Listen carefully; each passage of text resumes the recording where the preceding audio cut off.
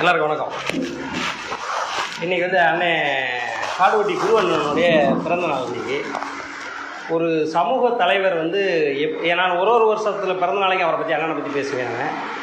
அதாவது மாவீரன் என்ற சொல்லுக்கு நிஜமாக அப்படியே ஃபிக்ஸ் ஆகக்கூடியவர் அண்ணன் காடுவெட்டி குருவண்ணே. அவர் 2-3 டைம் எம்எல்ஏவாக இருந்திருக்காங்க. ஒரு வன்னியர் சங்க தலைவராக இருந்திருக்காரு.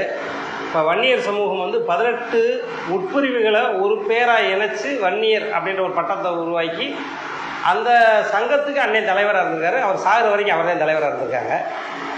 அந்த சமயத்தில் எப்படின்னா, அதாவது 18 உட்பிரிவில் அவர் ஒரு உட்பிரிவை சேர்ந்தவர். ஆனால் அந்த 18 உட்பிரிவையுமே எந்த விதமான பாரபட்சமும் இல்லாமல் கொண்டு செலுத்தின அதை நிர்வகித்த மிகப்பெரிய செயலுக்கு சொந்தக்காரர் அன்னை. 2-3 டைம் எம்எல்ஏவாக இருந்திருக்காங்க.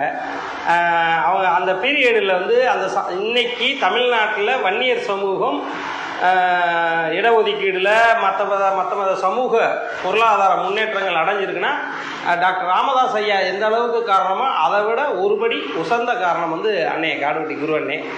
இப்படி ஒரு தலைமை எல்லா சமூகத்துக்கும் கிடைக்கணும் அப்படின்னு நினைக்கிறேன். ஆக்சுவலாக இன்னொரு நம்மளோட உட்பிரிவில் உள்ள ஆட்களையோ அல்லது நம்மளோட நட்பு சமுதாயத்தையோ கூட அரவணைச்சு செல்கிற மாதிரியான தலைமை அண்ணனை மாதிரி இருக்கணும். இப்போ நாங்களாம் சங்காரம் இப்போ போவோம். அண்ணன் இறந்ததுக்கு அப்புறம் நாங்களே சங்க ஆரம்பித்தோம். அதில் எங்களுக்கு பெரிய லெவலுக்கு தெரிய வரல. வரலாறுகள் இப்போ அண்ணனோட பழகின ஆட்கள் எங்கள் மாப்பிள்ளை இங்கே நிறைய பேர் அவரோட அண்ணன் கூட பழகின ஆட்கள் இருக்காங்க.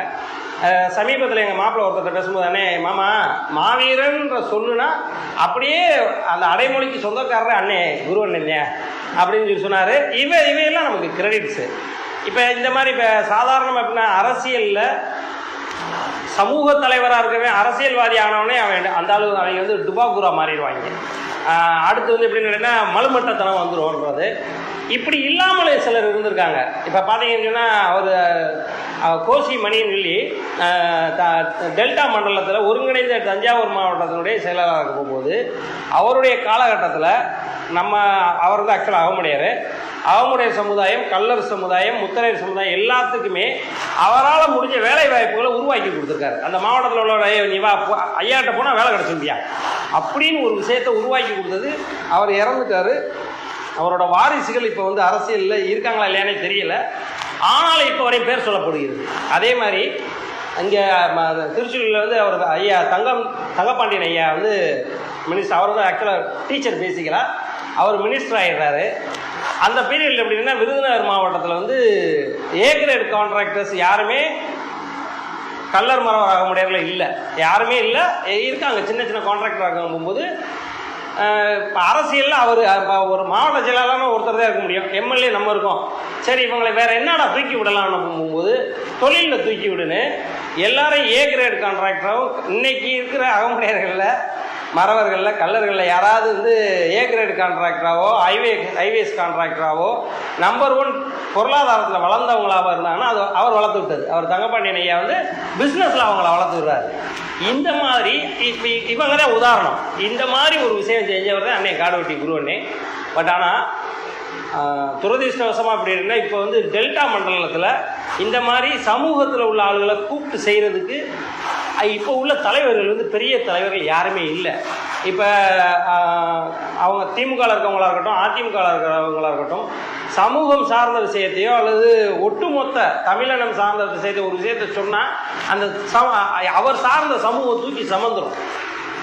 இப்போ சமீபத்தில் கூட அண்ணே டிஆர்பி ராஜா அண்ணே மன்னார்குடியில் ஜெயிச்சிருக்காங்க. அது ஒருங்கிணைந்த அதிமுக எதிர்த்து அவரால் ஜெயிக்கல. அவர் அதிமுகவும் அமமுகவும் பிளவுபட்டு இருக்க போகும்போது ஜெயிச்சிருக்காருன்னா அது சமூக ஓட்டு மொத்தமாக அவருக்கு விழுந்ததனுடைய எஃபெக்ட்.